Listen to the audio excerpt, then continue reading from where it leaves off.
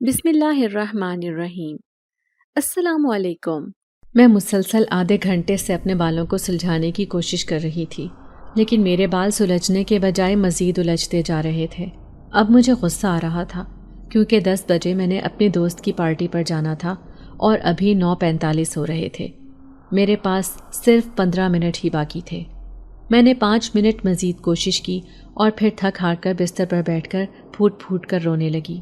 میں ہمیشہ یہی کرتی تھی، جب بھی مجھ سے کام نہ ہوتا میں بیٹھ کر رونے لگ جاتی، کیونکہ اس سے دل کا بوجھ ہلکا ہو جاتا تھا۔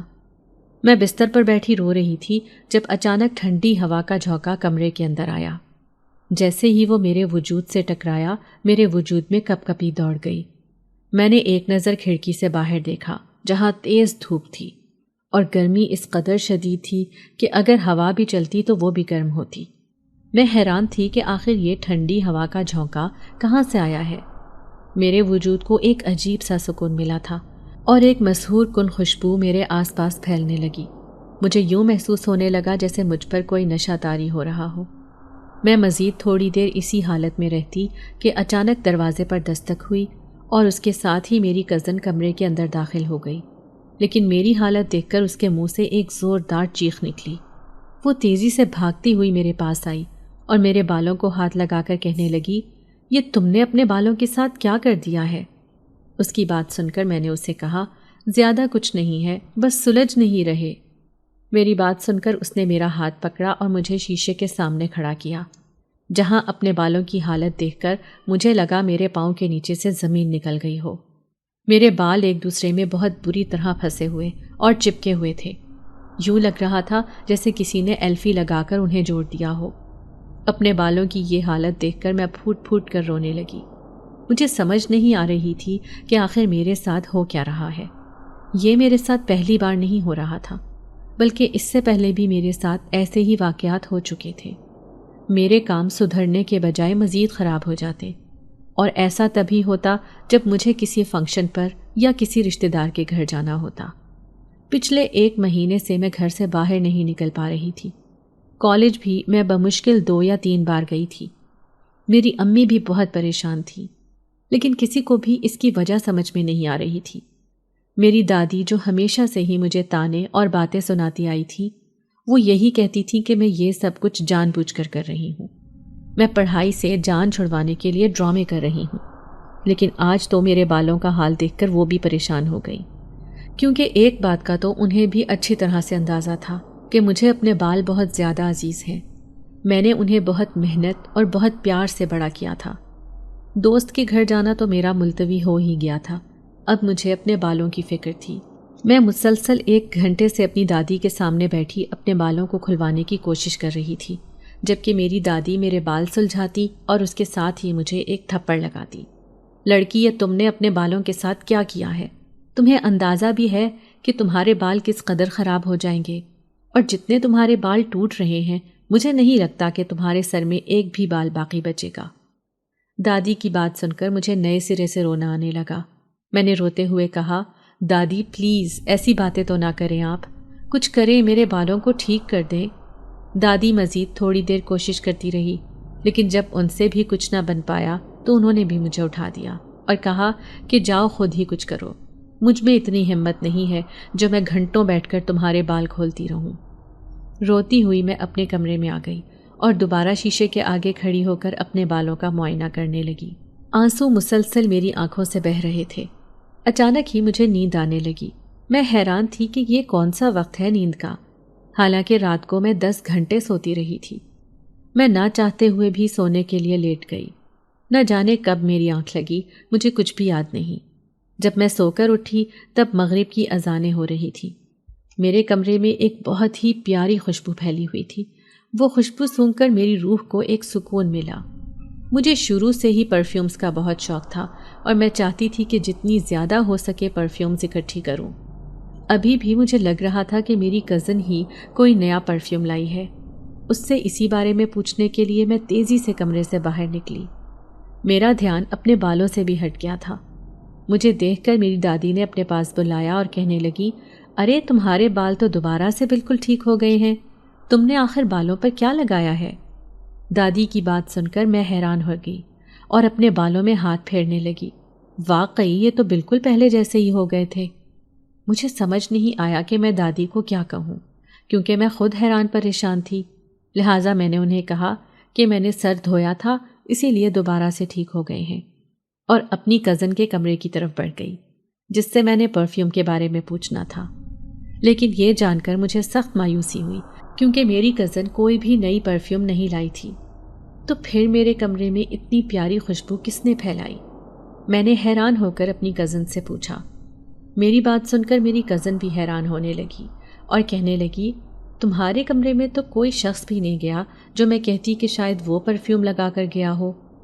میں بھی خاموش ہو گئی اور دوبارہ اپنی کزن سے اس بارے میں سوال نہیں کیا، لیکن مجھے لگ رہا تھا کہ میرے ساتھ جو کچھ بھی ہو رہا ہے وہ بالکل بھی نارمل نہیں ہے، اور یقیناً حقیقت بھی یہی تھی۔ وہ پورا دن میں نے گھر میں ادھر ادھر چکر کاٹتے ہوئے گزارا۔ کاموں میں تو مجھے شروع سے ہی کوئی دلچسپی نہیں تھی۔ جب بھی مجھے کوئی کام کا بولتا تو مجھے لگتا کہ میری موت کا وقت آ گیا ہے۔ لہٰذا میں کوشش یہی کرتی کہ جتنا زیادہ ممکن ہو سکے امی کی نظروں سے چھپتی پھروں، اور اگر امی مجھے کوئی کام بول بھی دیتی تو میں انہیں یہ کہہ کر ٹال دیتی کہ میں پڑھائی کر رہی ہوں۔ امی مجھے تانے دیتی رہتی، لیکن مجھ پر ان کے تانوں کا کوئی اثر نہیں ہوتا تھا۔ شام کا وقت تھا، سب گھر والے صحن میں بیٹھے باتیں کر رہے تھے۔ میں بھی اپنی کزن کے ساتھ بیٹھی ارسلان بھائی کی شادی کو ڈسکس کر رہی تھی۔ ارسلان بھائی ہمارے سب سے بڑے کزن تھے، اور یہ خاندان میں ہونے والی پہلی شادی تھی۔ سب لوگ ہی اس کے لیے بہت پرجوش تھے، اور اسی سلسلے میں میری پھپھو انگلینڈ سے پاکستان آ رہی تھی۔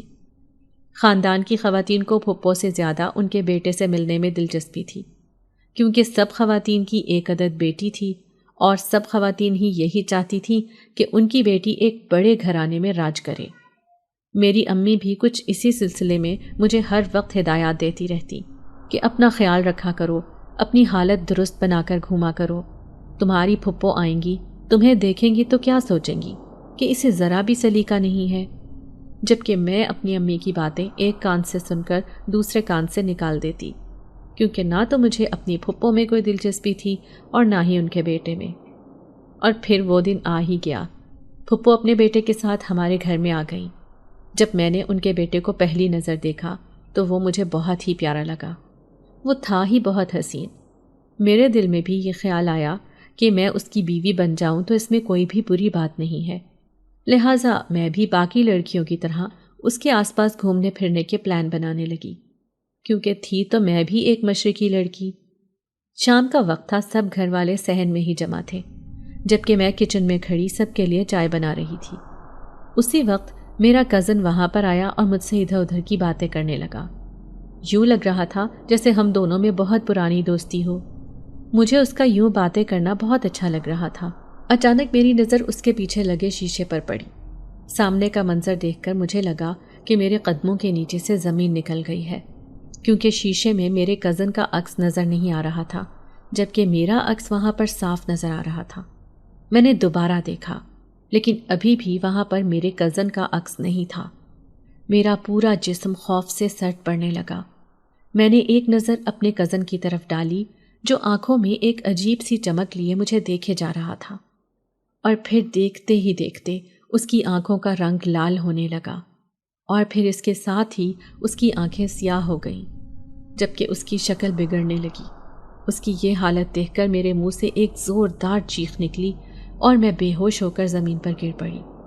مجھے نہیں یاد اس کے بعد کیا ہوا۔ جب مجھے ہوش آیا اس وقت میں اپنے کمرے میں موجود تھی، جبکہ میرے آس پاس سارے گھر والے جمع تھے۔ سبھی بہت پریشان نظر آ رہے تھے۔ مجھے ہوش میں آتا دیکھ کر میری امی بھاگتی ہوئی میرے پاس آئیں اور مجھ سے پوچھنے لگی کہ کیا ہوا ہے۔ امی کی بات سن کر میں دوبارہ پھوٹ پھوٹ کر رونے لگی اور شام کے وقت کا واقعہ امی کو سنا دیا۔ میری بات سن کر میری پھپھو عجیب و غریب منہ بنانے لگی اور کہنے لگی، لگتا ہے تمہاری بیٹی پاگل ہو گئی ہے، اپنی بیٹی کا علاج کرواؤ۔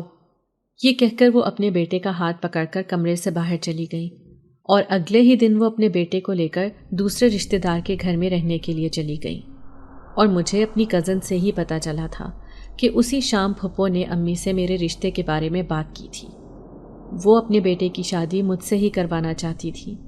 لیکن پھر شام کے واقعے کی وجہ سے سب کچھ ہی خراب ہو گیا۔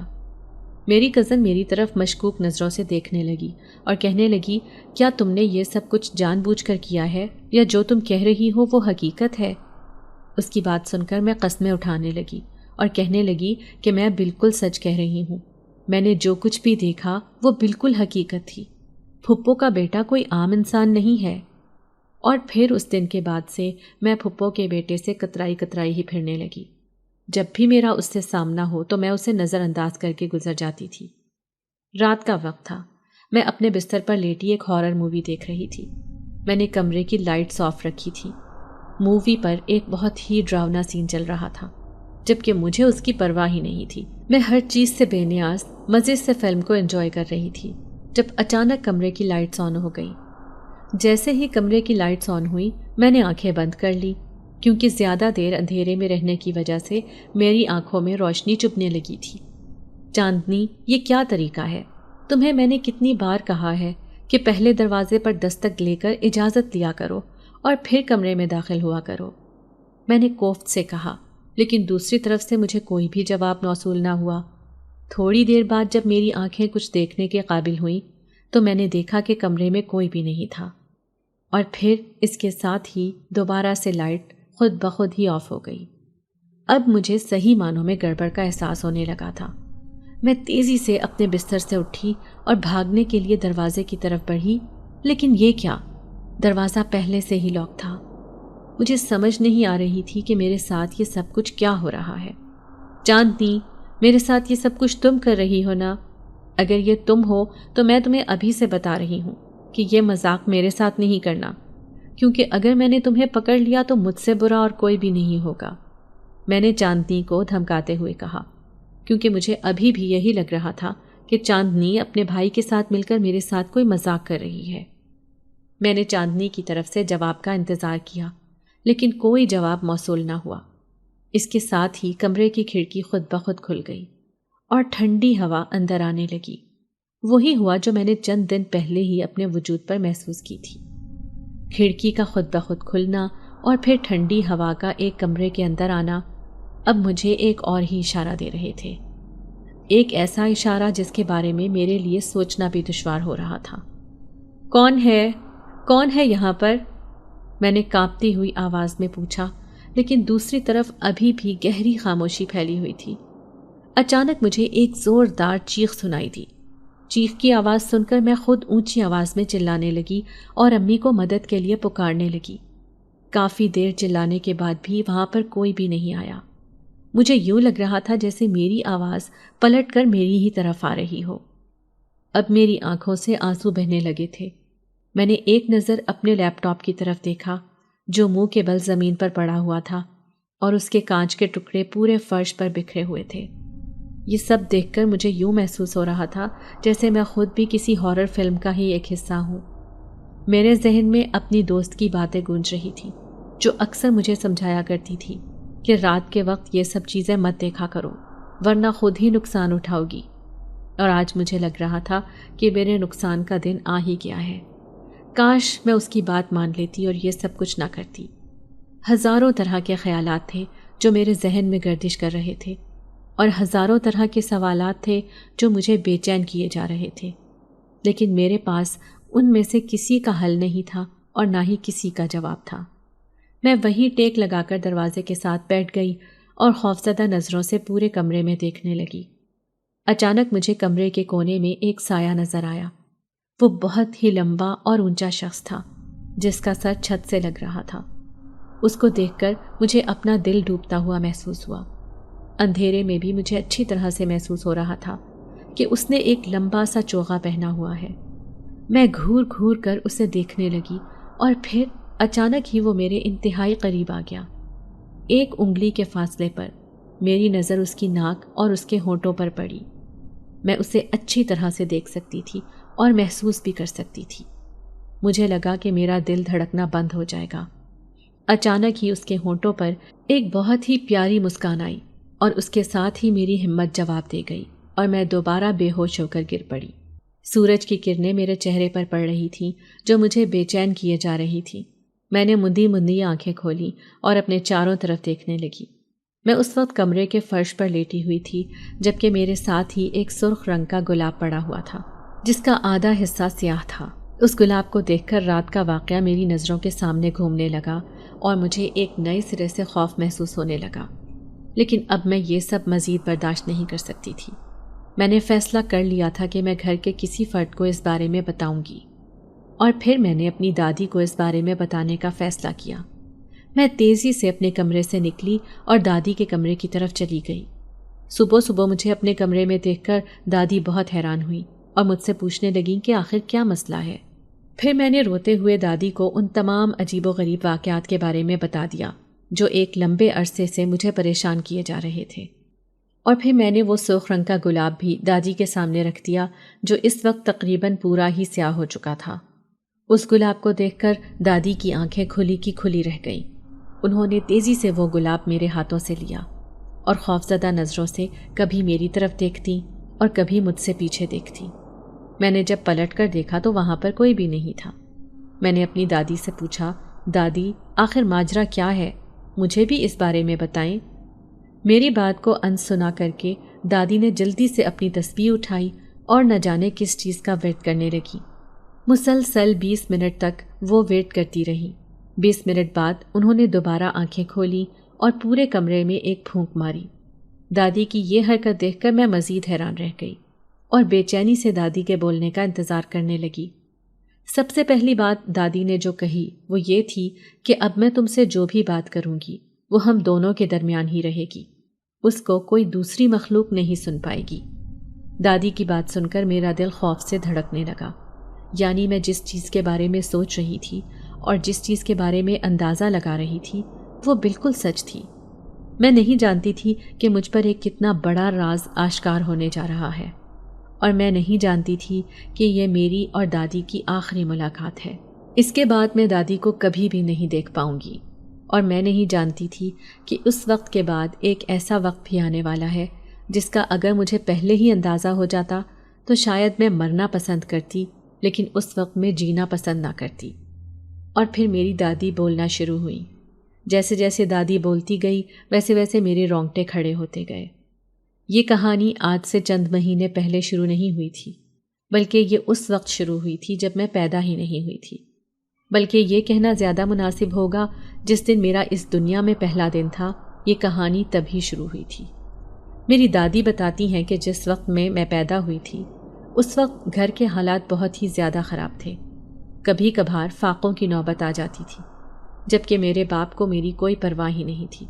اسے جوئے اور شراب کی لت لگی ہوئی تھی۔ وہ اپنی ساری رقم اسی میں ہی خرچ کرتا اور مہینوں مہینوں گھر سے باہر رہتا، اور پھر جب واپس آتا تو دوبارہ میری امی کو مار پیٹ کر ان سے پیسے لے جاتا۔ ٹینشن کی وجہ سے میری امی کی طبیعت بہت خراب رہنے لگی تھی۔ ان دنوں میری بھی پیدائش کا وقت تھا۔ ایک دن میری امی کی طبیعت زیادہ خراب ہو گئی۔ گھر میں دادی کے علاوہ کوئی بھی نہیں تھا، لہٰذا دادی ایک محلے والی کو اپنے ساتھ لے کر میری امی کو رکشے میں ہسپتال لے گئی، لیکن راستے میں ہی رکشہ خراب ہو گیا، جبکہ میری امی کی طبیعت بگڑتی جا رہی تھی۔ کسی کو سمجھ نہیں آ رہا تھا کہ کیا کرے۔ محلے کی ایک عورت آس پاس دیکھنے لگی۔ تھوڑی ہی دور اسے ایک گھر دکھائی دیا۔ وہ میری دادی کے ساتھ امی کو لے کر اس گھر کی طرف چلی گئی۔ دادی بتاتی ہیں کہ اس گھر کی خواتین اس قدر حسین تھیں کہ اگر کوئی مرد انہیں دیکھ لیتا تو اسے اپنا ایمان کھونے میں ایک لمحہ بھی نہیں لگتا۔ دادی تو ان عورتوں کو دیکھ کر حیران پریشان ہی رہ گئیں، کیونکہ اس قدر حسین اور پیاری عورتیں انہوں نے اپنی زندگی میں پہلے کبھی نہیں دیکھی تھی، اور اس سے کہیں زیادہ خوبصورت ان کے مرد تھے۔ اور دوسری حیرت کی بات یہ تھی کہ یہ گھر بھی دادی زندگی میں پہلی بار دیکھ رہی تھی۔ اکثر وہ اس راستے سے گزرتی رہتی تھی، لیکن انہیں کبھی بھی یہ گھر دکھائی نہیں دیا تھا۔ ان عورتوں نے دادی کو بتایا کہ اس گھر کو بنائے ہوئے انہیں تھوڑا ہی وقت گزرا ہے، جبکہ گھر کی حالت دیکھ کر ایسا بالکل بھی محسوس نہیں ہوتا تھا۔ ان عورتوں نے دادی کی مدد کرنے کا فیصلہ کیا اور امی کو لے کر ایک کمرے میں چلی گئیں، اور پھر تھوڑی ہی دیر بعد میری پیدائش ہو گئی۔ ایک عورت مجھے اپنے ہاتھوں میں لیے میری طرف پیار بھری نظروں سے دیکھتی دادی کی طرف بڑھ رہی تھی۔ دادی نے جب اسے مجھے ان کے حوالے کرنے کے لیے کہا تو وہ ہچکچانے لگی۔ اس کے چہرے پر ایک دم ہی پریشانی کے تاثرات نمودار ہو گئے۔ دادی بتاتی تھی کہ مجھے یوں لگتا تھا جیسے وہ تمہیں میرے حوالے کرنا نہیں چاہتی ہو بلکہ اپنے ہی پاس رکھنا چاہتی ہو۔ دادی دل ہی دل میں خوش بھی ہو رہی تھی کیونکہ انہیں لگ رہا تھا کہ اگر ان کی ان لوگوں کے ساتھ اچھی خاصی بات چیت ہو گئی تو نہ صرف ایک دوسرے کے گھر آنا جانا بھی ہو جائے گا بلکہ اگر بعد میں جا کر رشتوں کی بات چلی تو وہ رشتہ بھی دے ہی دیں گی۔ اور پھر تھوڑی دیر بعد اس عورت نے اپنے بیٹے کو آواز دی اور اسے میرے کان میں اذان دینے کے لیے کہا۔ اس لڑکے نے جب میری طرف دیکھا تو چند لمحے وہ بھی دیکھتا ہی رہ گیا۔ اس کی حالت بھی اپنی ماں سے مختلف نہیں تھی، جبکہ یہ سب کچھ دیکھ کر دادو خوشی سے پھولے نہیں سما رہی تھی۔ اور پھر تھوڑی دیر بعد اس لڑکے نے میرے کان میں اذان دے دی۔ اس کے بعد ہی وہ عورت میری دادی کو کہنے لگی کہ وہ میری شادی اپنے بیٹے سے کرنا چاہتی ہے۔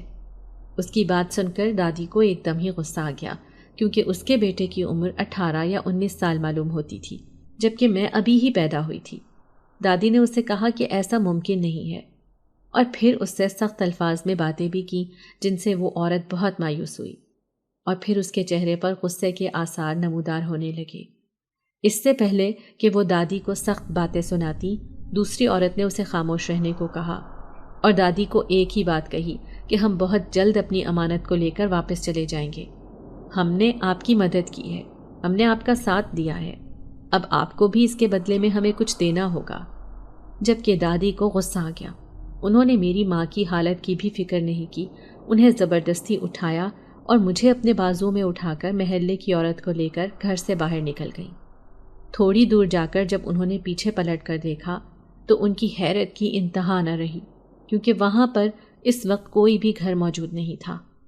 میری امی کی تو ایسی حالت ہی نہیں تھی اس وقت کہ وہ ان چیزوں کے بارے میں سوچتی، وہ پہلے ہی بہت تکلیف میں تھی، لہٰذا انہوں نے زیادہ دھیان نہیں دیا، جبکہ دادی اور محلے کی عورت کے رونگٹے کھڑے ہو گئے تھے۔ انہیں اندازہ ہو چکا تھا کہ وہ جن کے پاس گئے تھے وہ نارمل انسان نہیں تھے بلکہ وہ کوئی اور ہی مخلوق تھی۔ وہ دونوں شکر ادا کر رہی تھی کہ وہ جلدی جلدی اس گھر سے نکل آئیں، جبکہ دادی کے ذہن میں مسلسل اس عورت کی بات گونج رہی تھی کہ ہم بہت جلد اپنی امانت واپس لے کر چلے جائیں گے۔ اور پھر اس کے بعد ہمارے گھر کے حالات بھی ایک دم ہی ٹھیک ہونے لگے۔ گھر میں پیسوں کی ریل پیل آ گئی، ابا نے شراب اور جوئے کو چھوڑ دیا اور ایک چھوٹا سا کاروبار شروع کر دیا۔ دیکھتے ہی دیکھتے وہ کاروبار کامیابی کی بلندیوں کو چھونے لگا۔ پھر ابا نے اپنے باقی بھائیوں کو بھی اس کاروبار میں لگا لیا۔ سب نے مل کر ایک بہت بڑا گھر بنایا اور پھر سبھی اکٹھے ہنسی خوشی رہنے لگے۔ اس سب میں دادی ان عورتوں کو اور اس واقعے کو بالکل بھول چکی تھی۔ وہ یہی سمجھ رہی تھی کہ جو کچھ بھی ہوا وہ ماضی کا حصہ تھا، اب وہ عورتیں کبھی بھی پلٹ کر نہیں آئیں گی۔ لیکن انہیں اب آ کر اندازہ ہو رہا تھا کہ وہ لوگ دوبارہ واپس آ چکے ہیں۔ نہ صرف وہ واپس آ چکے ہیں بلکہ وہ مجھے اپنے ساتھ لے جانے کی تیاری بھی کر رہے ہیں۔ دادی کی باتیں سن کر مجھے لگا کہ ساتوں آسمان میرے سر کے اوپر آ کر گر گئے ہوں۔ مجھے ابھی تک اپنے کانوں پر یقین نہیں آ رہا تھا۔ میری آنکھوں سے مسلسل آنسو بہہ رہے تھے۔ مجھے روتا دیکھ کر دادی نے مجھے تیزی سے اپنے سینے سے لگا لیا اور کہنے لگی، میرے ہوتے ہوئے کوئی بھی تمہیں مجھ سے چھین کر نہیں لے جا سکتا، نہ ہی کوئی تمہیں یہاں سے لے کر جا سکتا ہے۔ تم فکر مت کرو، میں بہت جلد ہی اس کا کوئی حل نکال لوں گی۔ دادی کی بات سن کر کچھ حد تک تو مجھے تسلی ہو گئی تھی، لیکن پھر جیسے ہی مجھے یاد آتی کہ وہ ایک جن زاد ہے اور وہ مجھے اپنے ساتھ لے کر چلا جائے گا تو یہ خیال آتے ہی دوبارہ مجھے ٹینشن ہونے لگتی۔ دادی نے مجھے ایک دعا پڑھنے کے لیے دی اور مجھے سختی سے ہدایت کی کہ یہ میں ہر وقت پڑھتی رہوں۔ جب تک میں پڑھتی رہوں گی تب تک میں ان لوگوں کے شر سے محفوظ رہوں گی۔ انہوں نے وہ دعا مجھے ایک پیج پر لکھ کر دی تھی، لہٰذا وہ میں نے تیزی سے اپنی مٹھی میں دبا لیا اور پھر اپنے کمرے کی طرف بڑھ گئی۔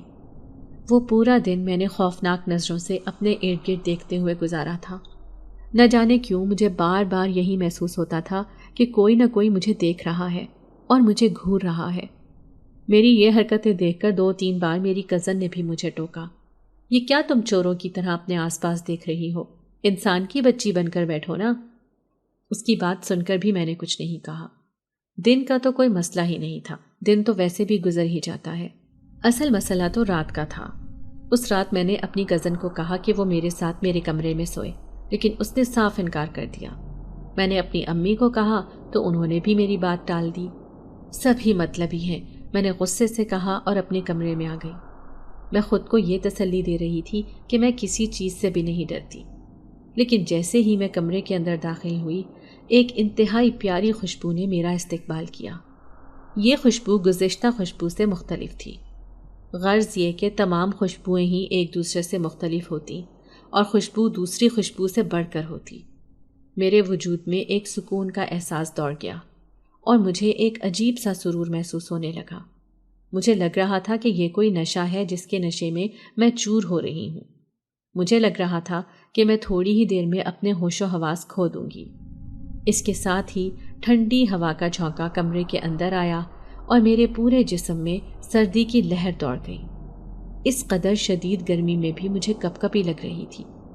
میں نے خوفزدہ نظروں سے کھڑکی کی طرف دیکھا، لیکن سامنے کا منظر دیکھ کر صحیح معنوں میں مجھے اپنا سر چکراتا ہوا محسوس ہوا، کیونکہ آج سامنے نہ تو کوئی سایہ تھا اور نہ ہی کوئی چوغا پہنے کھڑا کوئی وجود، بلکہ آج میرے سامنے ایک نوجوان کھڑا تھا، ایک انتہائی خوبصورت نوجوان۔ اس قدر خوبصورت نوجوان میں اپنی زندگی میں پہلی بار دیکھ رہی تھی۔ اس کی نیلی آنکھیں مجھ پر جمی ہوئی تھی، جبکہ اس کی کالی سیاہ زلفیں ہوا میں لہرا رہی تھی۔ اس کے چہرے پر ایک بہت ہی پیاری مسکان پھیلی ہوئی تھی۔ کوئی بھی لڑکی اسے دیکھتی تو ایک لمحے میں ہی اس کی دیوانی ہو جاتی، لیکن یہ تب کی بات ہے جب اسے یہ پتا ہوتا کہ سامنے کھڑا وجود ایک انسان ہے، جبکہ میری حالت اس سے مختلف تھی۔ مجھے پتا تھا کہ سامنے جو وجود کھڑا ہے وہ ہم میں سے بالکل نہیں ہے، بلکہ وہی میرا سب سے بڑا دشمن ہے۔ اسے دیکھ کر میں خوف سے پیچھے ہٹنے لگی۔ مجھے پیچھے ہٹتا دیکھ کر اس کے چہرے پر ناگواری پھیلی۔ اس نے منہ ہی منہ میں کچھ پڑھا، جس کی وجہ سے میرے قدم زمین پر ہی جم گئے۔ میں چاہ کر بھی ہل نہیں پا رہی تھی، جبکہ وہ آہستہ آہستہ قدم اٹھاتا میری طرف بڑھ رہا تھا۔ جیسے جیسے وہ میری طرف آ رہا تھا، مجھے اپنا دل سینے سے نکلتا ہوا محسوس ہو رہا تھا۔ مجھ سے تھوڑے ہی فاصلے پر وہ آ کر رک گیا اور پھر میرے بالوں کو انتہائی پیار سے کان کے پیچھے کرنے لگا۔ اس کی آنکھوں میں اس قدر وحشت اور جنونیت تھی کہ مجھے لگ رہا تھا کہ اگر میں نے چند لمحے مزید اس کی آنکھوں میں دیکھا تو میں فنا ہو جاؤں گی۔ کون ہو تم؟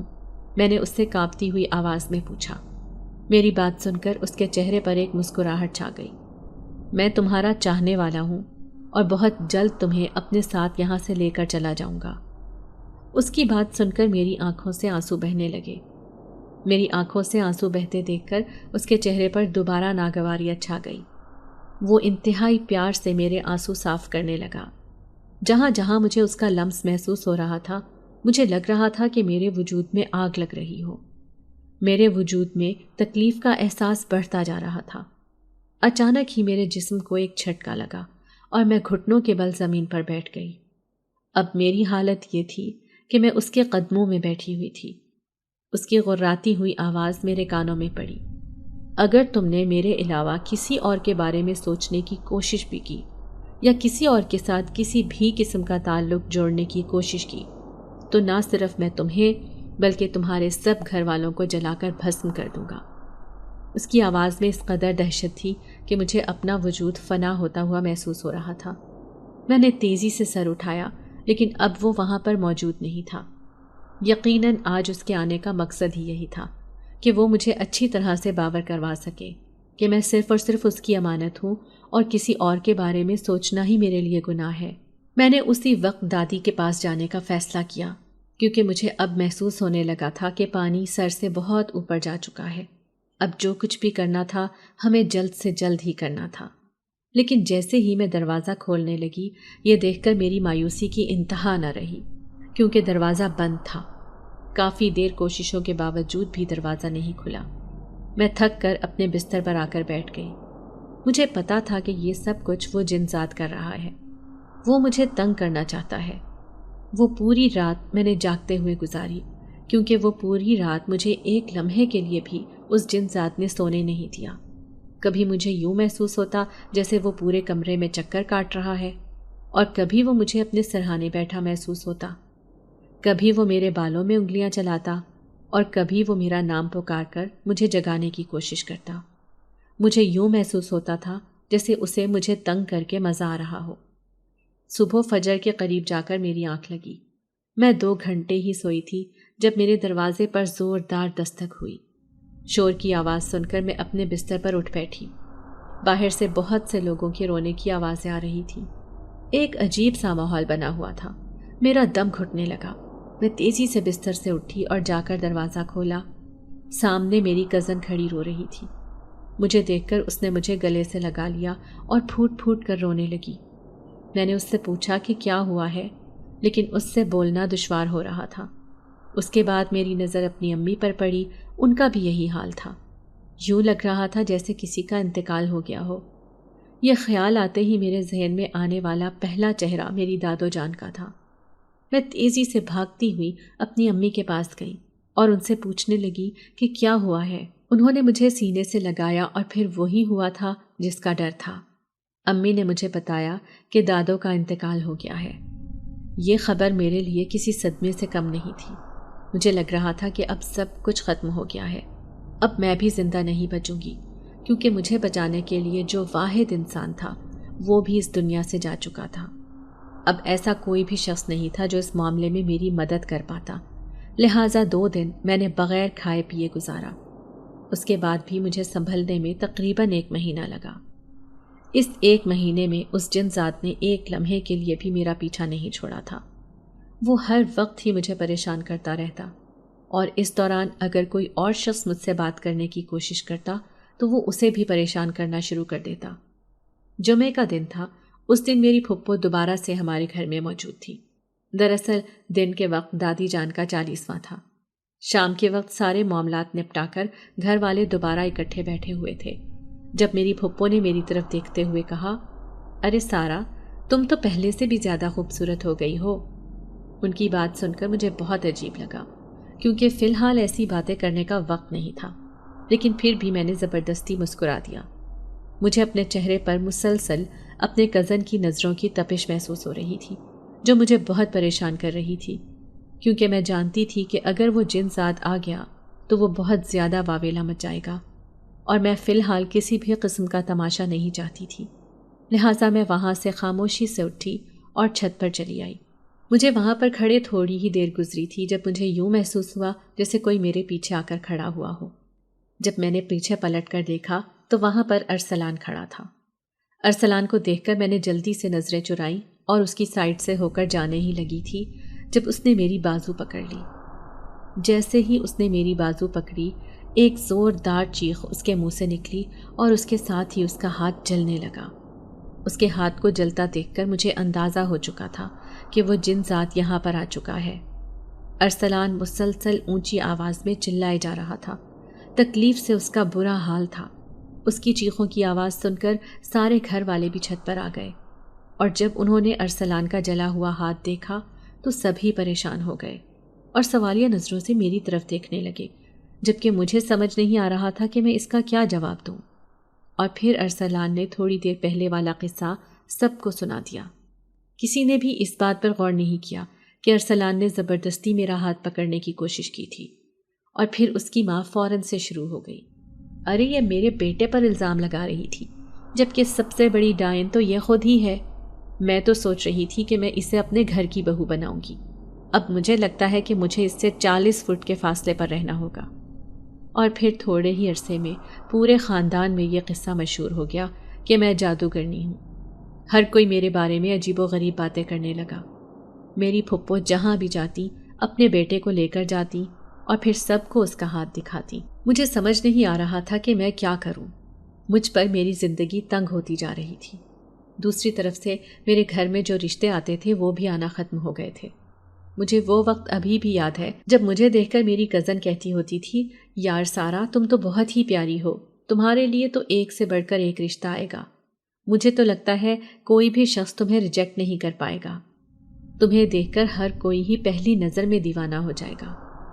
اب میری اسی کزن کی ایک بہت ہی اچھی جگہ منگنی ہو گئی تھی اور بہت جلد ہی اس کی شادی بھی ہونے والی تھی، جبکہ ایک میں ہی تھی جو اس جن ذات کی الجھنوں میں الجھی ہوئی تھی۔ یہ نہ تو مجھے پوری طرح سے چھوڑ رہا تھا اور نہ ہی پوری طرح سے اپنا رہا تھا۔ مجھے سمجھ نہیں آ رہا تھا کہ آخر یہ مجھ سے چاہتا کیا ہے۔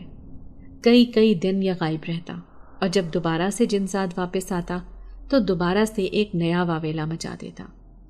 میری راتوں کی نیند اڑ چکی تھی اور دن کا چین ختم ہو گیا تھا۔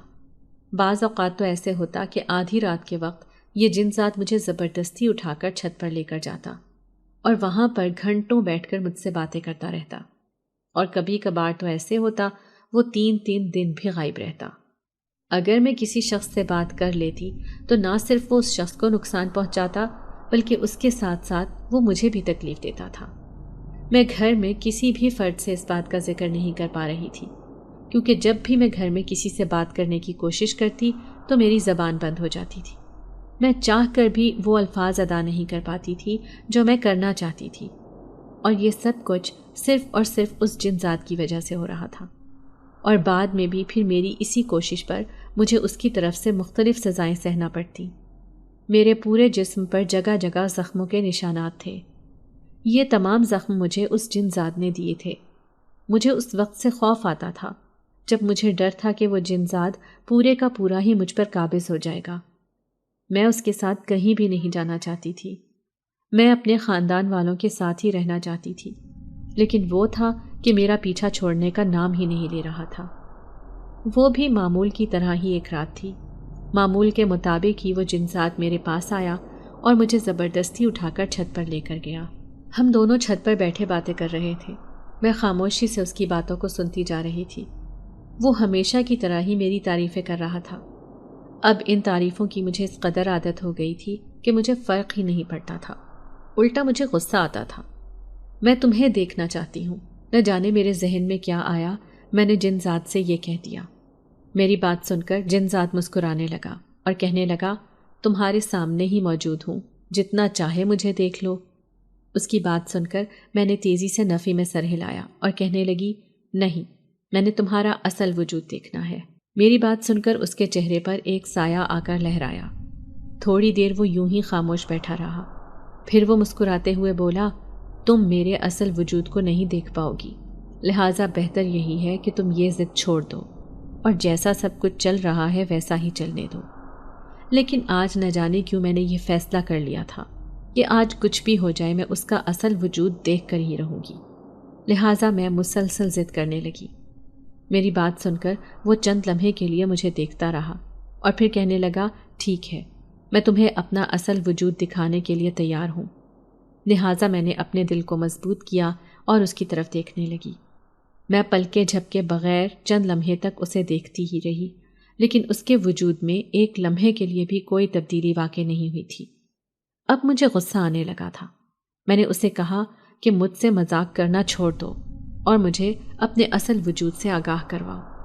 اس نے مجھے کہا کہ میں اس کی آنکھوں میں دیکھوں، لہٰذا میں اس کی آنکھوں میں دیکھنے لگی۔ مجھ سے چند لمحوں سے زیادہ اس کی آنکھوں میں دیکھا ہی نہیں گیا۔ ایک عجیب سی وحشت میرے پورے جسم میں طاری ہونے لگی تھی۔ میرا دل ایک عجیب سے انداز میں دھڑکنے لگا تھا۔ مجھے یوں لگنے لگا تھا جیسے میرا آخری وقت آ گیا ہو۔ میں نے تیزی سے اس کی آنکھوں سے نظریں چرائیں اور گہرے گہرے سانس لینے لگی۔ میری حالت دیکھ کر اس نے طنزیہ انداز میں کہا، یہ تو ایک ٹکڑا بھی نہیں ہے، اگر تم میرا پورا وجود دیکھ لیتی تو سوچو تمہاری کیا حالت ہوتی۔ جبکہ میں نے اسے کوئی بھی جواب نہ دیا اور کوفت سے سوچنے لگی، نہ جانے وہ کون سا وقت ہوگا جب میری اس جن ذات سے جان چھوٹے گی، کیونکہ اب میں اس چیز سے بہت زیادہ تنگ آ چکی تھی۔ ہمیں وہاں پہ بیٹھے تھوڑی ہی دیر گزری تھی جب اچانک وہ جن ذات وہاں کھڑا ہو گیا اور مجھے کہنے لگا کہ مجھے ابھی اور اسی وقت یہاں سے جانا ہوگا، ورنہ میں ایک بہت بڑی مشکل میں پھنس جاؤں گی۔ جبکہ میں حیران رہ گئی، کیونکہ ایسا پہلی بار ہوا تھا جو وہ یوں ڈر کر بھاگا تھا۔ میں سوچنے لگی، آخر ایسی کون سی چیز تھی جس نے اسے یوں خوفزدہ کر دیا۔ اگلے 2 دن یوں ہی گزر گئے۔ ان 2 دنوں میں ایک بار بھی میرا اس جن ذات سے سامنا نہیں ہوا اور نہ ہی وہ ایک لمحے کے لیے بھی میرے قریب آیا۔ شام کا وقت تھا، میں صحن میں بیٹھی سبزی کاٹ رہی تھی جب ایک بوڑھی عورت گھر کے اندر داخل ہوئی۔ اس کے گھر کے اندر داخل ہوتے ہی چاروں طرف ایک سکون پھیل گیا۔ پہلے جو وہاں پر بے سکونی پھیلی ہوئی تھی وہ ایک دم ہی ختم ہو گئی، جبکہ وہ مسکراتی ہوئی میری طرف بڑھتی جا رہی تھی، اور پھر وہ میرے قریب بیٹھ گئی اور میرے ہاتھ پر ہاتھ رکھ کر مجھے تسلی دینے لگی کہ تم فکر مت کرو، تم بہت جلد اس مشکل سے باہر نکل آؤ گی۔ میں نے اس کے چہرے کی طرف دیکھا جہاں پر روحانیت ہی روحانیت تھی۔ اسی وقت میری امی بھی کمرے سے باہر نکلی۔ تب مجھے اندازہ ہوا کہ یہ ہماری بہت ہی پرانی رشتہ دار ہے اور پرسوں رات ہی وہ یہاں پر آئے تھے۔ اور پھر میرے ذہن میں وہی واقعہ گھومنے لگا کہ کیسے وہ جن زاد وہاں سے بھاگا تھا۔ پھر مجھے یہ بھی پتہ چلا کہ وہ بہت بڑی عاملہ بھی ہیں۔ اگلے 2 دن میں ان سے بات کرنے کا موقع ڈھونڈتی رہی اور پھر مجھے ان سے بات کرنے کا موقع مل گیا۔ میں نے ساری بات ان کے سامنے رکھ دی۔ انہوں نے مجھے تسلی دی اور کہا کہ مجھے پریشان ہونے کی ضرورت نہیں ہے۔ وہ مجھے ایک وظیفہ بتائیں گی جس کے ذریعے سے میں اس مشکل سے باہر نکل آؤں گی۔ اور پھر انہوں نے مجھے ایک وظیفہ بتایا۔ میں باقاعدگی سے وہ وظیفہ کرنے لگی۔ اس دوران جن ذات نے مجھے پریشان کرنے کی ہر ممکن کوشش کی۔ وہ ہر بار مجھے بھٹکانے کی کوشش کرتا، لیکن اس بار میں نے اپنے ایمان کو مضبوط رکھا، کیونکہ میں دوبارہ سے اس مشکل میں نہیں پھنسنا چاہتی تھی۔ اور پھر آہستہ آہستہ کر کے میری اس جن ذات سے ہمیشہ ہمیشہ کے لیے جان چھوٹ گئی۔ لیکن اس کے باوجود بھی مجھے یہ نہیں لگتا تھا کہ کہیں ایسا نہ ہو کہ وہ جن ذات واپس نہ آ جائے۔ پھر میرا یہ ڈر بھی ختم ہو گیا جب مجھے اس عاملہ نے بتایا کہ اس نے اس جن ذات کو قید کر لیا ہے، لہٰذا اب چاروں طرف سکون ہی سکون تھا۔ اور اس کے تھوڑے ہی عرصے بعد میرے لیے دوبارہ سے رشتے آنا شروع ہو گئے۔ لیکن میری امی اب کسی کو بھی میرا رشتہ نہیں دے رہی تھی۔ مجھے لگ رہا تھا کہ شاید اب میری امی کو کوئی دورہ پڑ گیا ہو، لیکن بعد میں جا کر مجھ پر یہ راز آشکار ہوا کہ میری امی شروع سے ہی میرا رشتہ میری پھپھو کے بیٹے کو دینا چاہتی تھی۔ اس بار بھی پھپھو دوبارہ میرے لیے رشتہ لے کر آئی تھی، اور وہ یہ رشتہ دوبارہ ہی اپنے بیٹے کے کہنے پر لے کر آئی تھی۔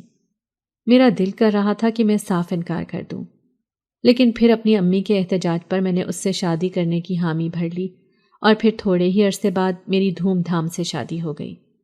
اب میں 2 بچوں کے ساتھ ایک پرسکون زندگی گزار رہی ہوں، لیکن یہ واقعہ جب بھی مجھے یاد آتا ہے میری روح کانپ جاتی ہے، کیونکہ یہ دور میری زندگی کا سب سے خوفناک دور تھا، جس سے میں اس عورت کی مدد کے بغیر شاید کبھی نہ نکل پاتی۔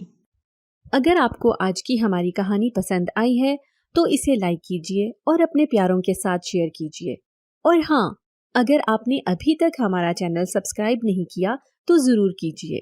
ملتے ہیں کل ایک نئی اور دلچسپ کہانی کے ساتھ، تب تک کے لیے اللہ حافظ۔